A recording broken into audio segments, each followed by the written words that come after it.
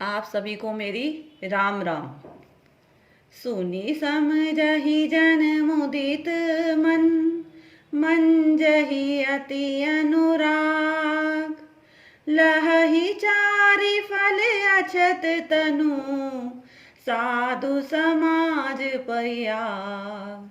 जो मनुष्य इस संत समाज रूपी तीर्थ राज का प्रभाव प्रसन्न मन से सुनते और समझते हैं और फिर अत्यंत प्रेम पूर्वक इसमें गोते लगाते हैं, वे इस शरीर के रहते ही धर्म अर्थ काम मोक्ष चारों फल पा जाते हैं। मंगल भवन अमंगल हारी, द्रवौ सो दशरथ अजिर बिहारी। जय सिया राम जय जय सिया राम, जय सिया राम जय जय सिया राम। मंजन फल पेखई तत्काला, काक होई पिक पगौ मराला। सुनिया चरज करे जनि कोई, संत संगति महिमा नहीं गोई। इस तीर्थ राज में स्नान का फल तत्काल ऐसा देखने में आता है कि कोई कोयल बन जाते हैं और बुगले हंस। यह सुनकर कोई आश्चर्य न करे, क्योंकि सत्संग की महिमा छिपी नहीं है।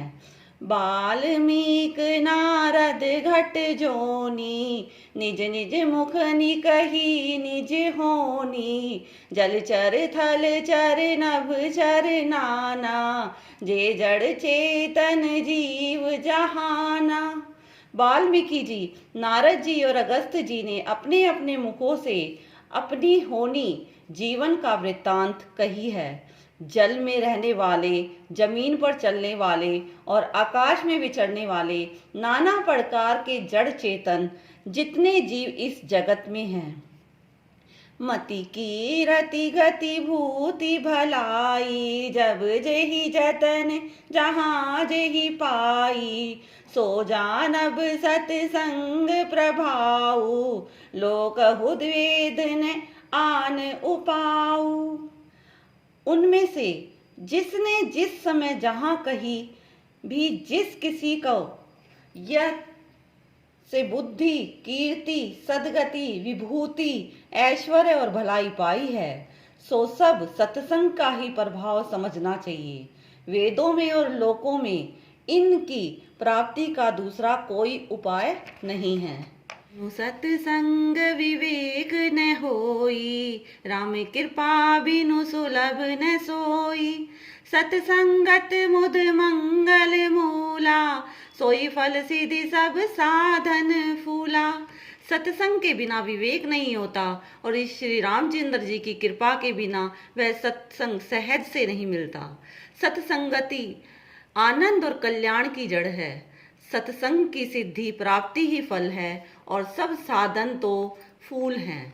सट सुध रही सत्संगति पाई, पारस परस कुधात सुहाई।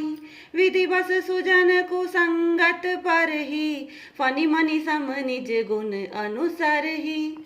दुष्ट भी सत्संगति पाकर सुधर जाते हैं। जैसे पारस के स्पर्श से लोहा सुहावना हो जाता है, सुंदर सोना बन जाता है, किंतु देव योग से यदि कभी सज्जन कुसंगति में पड़ जाते हैं तो वे वहां भी सांप की मणि के समान अपने गुणों का ही अनुसरण करते हैं। अर्थात जिस प्रकार सांपों का संघर्ष पाकर भी मणि उसके विष को ग्रहण नहीं करती तथा अपने सहज गुण प्रकाश को नहीं छोड़ती, उसी प्रकार साधु पुरुष दुष्टों के संग में रहकर भी दूसरों को प्रकाश ही देते हैं। दुष्टों को उन पर कोई प्रभाव नहीं पड़ता।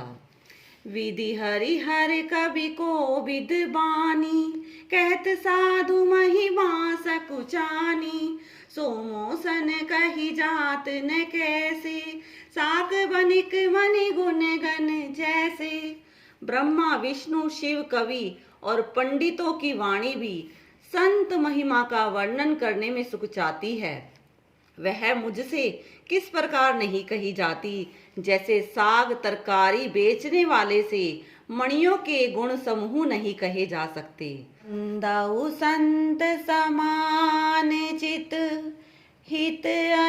हित नहीं कोई। अंजलिगत शुभ सुमन जिमी, सम सुगंध कर दोई। मैं संतों को प्रणाम करती हूँ जिनके चित्त में समता है, जिनका न कोई मित्र है और न कोई शत्रु। जैसे अंजलि में रखे हुए सुंदर फूल, जिस हाथ में फूलों को तोड़ा और जिसने उनको रखा, उन दोनों ही हाथों को समान रूप से सुगंधित करते हैं।